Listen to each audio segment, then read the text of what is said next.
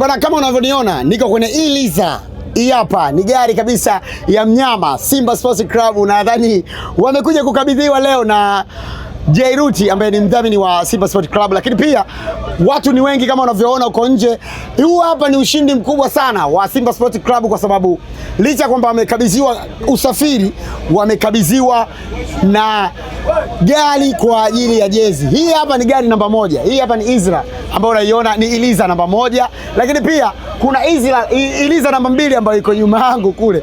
Watu ni wengi, watu ni mtiti, lakini pia tunataka tupige story moja baada ya nyingine na watu tofauti tofauti ambao ni mashabiki kindaki wa Simba Sports Club. Tuko hapa ndani ya hii gari. Nataka sogea.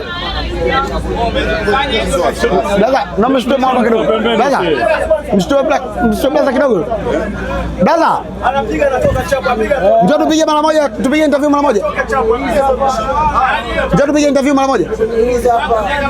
Sogea kidogo basi mwanangu, nenda kule juu. Tupige story na brother. Fresh.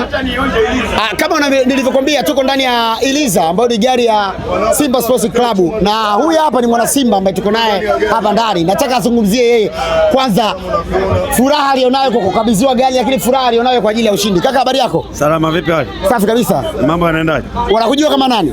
Mimi ni dereva, naitwa Abdalla, dereva wa Jairuti.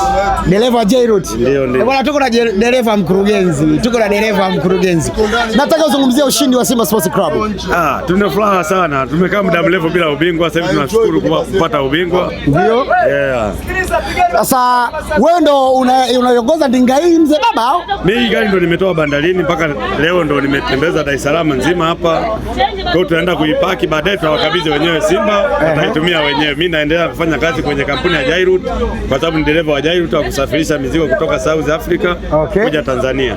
Bwana, tuko na dereva wa Jairuti na yeye ndo alichukua gari kutoka bandarini mpaka imeenda kwenye service mpaka inarudi na mpaka itaenda kukabidhiwa kwenye mikono ya Simba Sports Club. Watu wengi wamesema kwamba hii gari, yani maneno mengi wakati Jairuti anaitambulisha hii gari kule alipoinunua, watu stories zilikuwa ni nyingi sana kwamba hii gari ni ya mchongo, hii gari sio gari ambayo iko kwenye viwango. Wewe kama dereva ndio umeendesha hii gari, unajua kasoro, unajua tatizo lolote lililoko kwenye hii gari kama dereva. Hebu wachane watu ukweli, wewe waambie ukweli. Hii Iliza ni Scania. Watu wengi hawajui magari. Ndio. Iliza wanatoa magari, wametoa aina 3. Wametoa Scania, wametoa Volvo, wametoa Benz. Ndio Iliza za hizo gari. Sasa mtu asiyojua gari anajua tu mbona imeandika Iliza afu ni Scania. Hiyo ndio mfumo wao unaotengeneza.